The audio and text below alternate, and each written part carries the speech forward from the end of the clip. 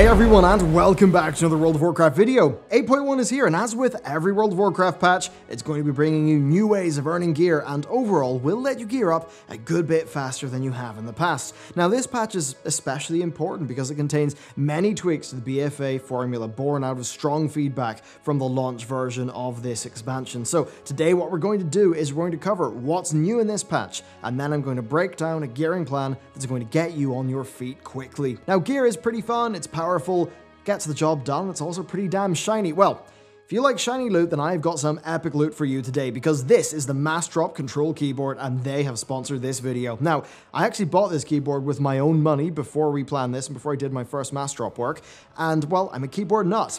This is hands down the best keyboard I've ever used. Straight up, the build quality is insane. It's this solid block of aluminium that gives it this really strong base for the keystrokes to feel perfect. And it's weird, I'm actually excited to type out videos in this thing. I mean, come on, just give this ASMR a listen. And then it also has basically the nicest lighting I've ever seen in a board, and a design that's really lovely. It's so sleek and clean and modern. Then over in the back, you've got two USB Type-C ports. Yes, Type-C, which is great. It's got solderless replaceable key switches as well if you really want to nerd out. And well, you know, I've been writing so many videos in the last while with this keyboard. I've been using it for 2 or 3 months, and I love it. It genuinely brings a lot of joy to my work. So if you want to check it out, hit up Massdrop's link in the video description. I absolutely recommend it. It's an awesome board, and thank you to them for sponsoring in these, you know what, decently turbulent Article 13 fun days of YouTube. So, thanks to them, let's get into the video. And we're going to kick it off with the largest changes, which are to Azeroth. Now, these are going to quickly let you gear up a new spec and actually give you a lot more control over your gearing. Patch 8.1 offers a new currency called Titan Residuum. This comes from 2 different sources. The first is putting Azeroth gear in the scrapper, and the second is your Mythic Plus weekly cash. Now, what does this currency do? Well, it lets you purchase Azeroth gear. You can purchase random Azeroth tokens for each armor slot at item levels 355, 370, and 385, with their costs being on the screen right now. Now, as you can see, their prices increase dramatically at the higher item levels, and this will make sense once you know how Titan Residuum is earned. Now, finally, you can also purchase specific bits of item level 385 Azeroth gear. These are 3 times more expensive than the random tokens, but there are guaranteed best in slot, so ultimately, when you math it out, I think you're better saving up for the definite best in slot rather than just going for the random lucky rolls, but that may not be the case if you just need the item level and your class's Azeroth traits are decently balanced. So that's how much they cost. But how do you earn Titan Residuum, and at what rate do you earn it? Well, currently armor that's under 340 yields 0. Ultimately, Blizzard just don't want you farming infinite sources of it. Now, 340 Azeroth equals 1, 355 equals 3, 370 equals 12, and 385 equals 35. So as you can see, the Residuum yields of scrapping Azeroth greatly increase with item level, and the reason is that the cost also greatly increases with item level.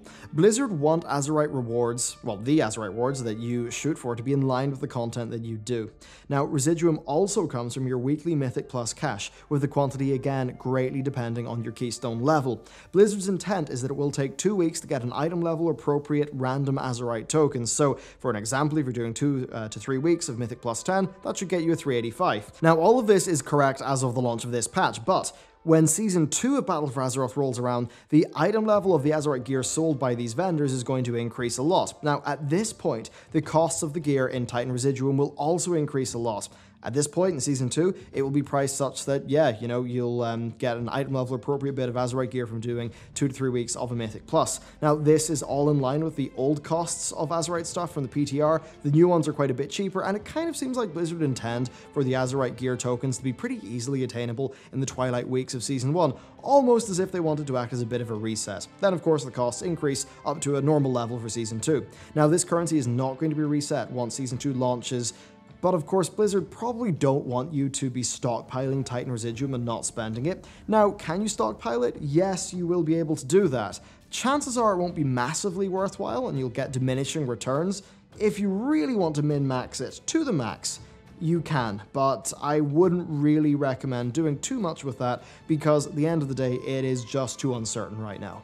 Okay, that's the currency, but what about Azeroth gear itself? Well, it's being revamped in Season 2 of BFA. So gear that drops once Season 2 begins on the 23rd of January, they'll have a 5th Azeroth ring and traits from the new pool. but this stuff's not going to be active when the patch initially releases. When the patch comes out, it will be Season 1 regular Azeroth gear that you already know from today.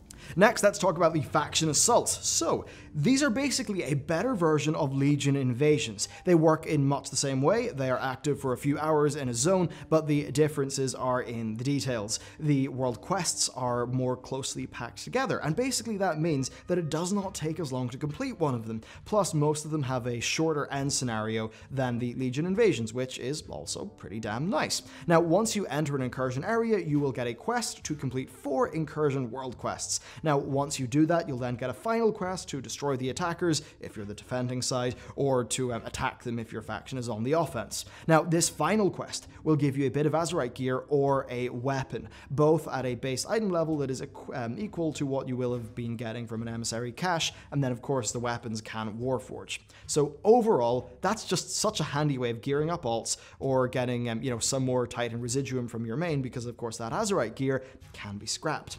Next, world quests. So if you've not played much since launch, then you might not be up to date with world quest reward changes. So while regular world quests are capped at 340, Blizzard actually did change emissary caches. They now allow their rewards to scale up to item level 370, and this basically means that emissary quests can be a very good way to progress your character's Azeroth or weapon. Now, it's worth noting that the incursion quests in a zone also count towards that zone's emissary quest, so this means that doing 4 incursion world quests will get you both the emissary quest and the incursion quest. So that's a lot of reward for not that much time. And because of this, I would recommend not completing all of your emissaries at once. Instead, what I would do is I would wait until there is an assault in a zone, and you'll be able to, get 2 birds with 1 stone, which is pretty great. Next, the Darkshore Warfront. So 8.1 brings BFA's second Warfront, and while Darkshore looks very different to Stromgarde, it all pretty much does work in a similar way. So the Warfront cycles are pretty much identical, just like with Stromgarde. The main difference is that in this patch, both Stromgarde and Darkshore are going to be active at the same time. So while one faction is maybe, attacking one Warfront, the other faction might be doing resource hand-ins for the other one, or something like that. Basically there's 2 cycles running at the same time. And overall, this means you get double the Warfront rewards. Now, since Warfront rewards are tied to each Warfront cycle, and there are now 2 Warfronts, twice as much. Double the 370 Warfront quests, double the gear rewarding world quests, double the resource hand-in, so lots of Azeroth, and double the opportunities to farm up some of those 340s and earn the new transmog sets. So there you go, that is essentially what is different. So now let's move on to the guide section. Now, the first thing that I think you want to do is use Warfronts for the speed boost and gearing that they are. Now, Warfronts have a minimum item level entry of 320, so getting to 320 should be your big goal. Now, perhaps the fastest way to do this is time walking. It's just so damn handy, especially if you can use a bunch of the time walking tokens to just get loads of quick vendor gear. Back in Legion, this is actually a trick that I would use all the time to pretty much instantly increase my world quest item level rewards by like 20. Now, on that topic, of course, world quest rewards still do scale based on the average item level of the gear that your character owns. Now, this extends both to the emissary caches and the faction assault reward boxes. Now, as of patch launch, the emissary caches and the faction assaults will still have their maximum cap of 370, and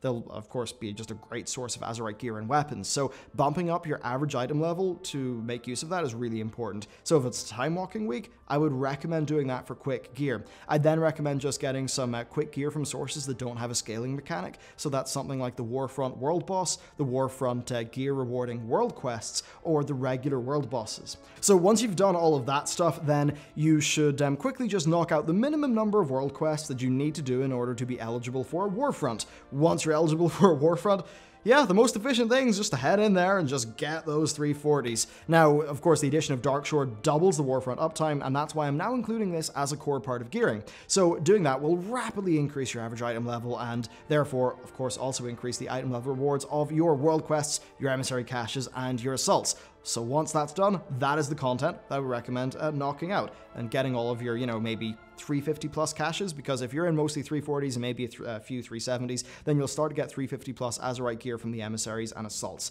Now, at this point, you really are well on your way to being geared up. Now, if a Warfront is not active, then you're just going back to the traditional methods of LFR and maybe knocking out some heroics to get to that stage, and really it's just the traditional way. Now, as for bonus rolls, you want to use those in the best item level rewarding content that you can. Now, I would recommend doing the bonus rolls on the Warfront world bosses, as they give you 370s. But other than that, I would recommend saving up the maximum number of bonus roll tokens for Season 2, because Season 2 will bump up all of the item level rewards across the board, so it's best to pool them all for that. Overall, 8.1 just gives you double the Warfront rewards as well as an extra emissary cache quite often because of the assaults. Now, for the most part, what I would personally do is I would recommend focusing on leveling characters and then just getting them a decent set of gear for Season 1. I would not put a lot of effort into pushing past 360 or 370 average eye level because it'll just be easier to do that in Season 2. I just chill out and get characters to a good starting point for the Dazar'alor season. Okay, let's talk about Titan Residuum. So you get loads of this from your Mythic Plus weekly chest, and it greatly scales in difficulty, so you'll want to do as hard Mythic Plus as possible. Now, plus 10 is the goal, and while Residuum rewards do increase past that, there are some diminishing returns. Now, we're not 100% sure on the quantity of Titan Residuum you'll get from each Mythic Plus level, as Blizzard have not shared those numbers, but you will be able to spend it on the various item level tokens, as well as the specific 385 pieces. Now, Season 1 Azeroth gear, look, it's not that important. The Season 2 gear, it's higher item level, it's got an extra trait, it's way more powerful. I would probably just use this as an opportunity to get a quick item level boost from that Azeroth gear rather than worrying too much about it. Like, if you can get a friend to carry you through a +7 or a +8, maybe that'll give you enough to purchase like 2 370 tokens. Now, if you are a raider and you want to get ahead of the curve and you need that final push, then yeah, getting the best in slot stuff might be worth it for your team, but if that's your goal, then you probably already have a plan. Titan Residuum also can't really be farmed mega effectively. Ultimately, the scrappable Azeroth gear is in limited supply, so if you really want to go ham, you could just do all of the Azeroth gear rewarding content in the week and then scrap it. Now, the Residuum system does mean that Azeroth gear itself basically has a currency value. Now, on the PTR, a 370 bit of Azeroth gives you 12 Residuum, which is 1/5 of a random 385. And I suppose that does mean that it probably is worth doing your emissaries and your assaults to then scrap that gear and then get yourself some of those 385 tokens, because being real, they'll be a really handy boost to your item level. So there you go, that is basically that's the core of gearing. Other than that, it's the usual. You want to do your weekly Mythic Plus as hard as you can. If you can do raids, you want to do your raids. Pretty much all standard, but this is basically how to quickly get up on your feet as of this most recent patch. Join me again in late January when, of course, I'll do a full updated Season 2 guide with all of the new item level values. There's still some Season 2 stuff that's a little bit up in the air, and I believe they're going to be testing that on the PTR after 8.1 drops. So yeah, I guess we'll come back to this later on, but for now, that is it for gearing in Battle for Azeroth. Thank you very much for watching this video. I hope you enjoyed it, hope you found it useful, and with that, I'll see you next time.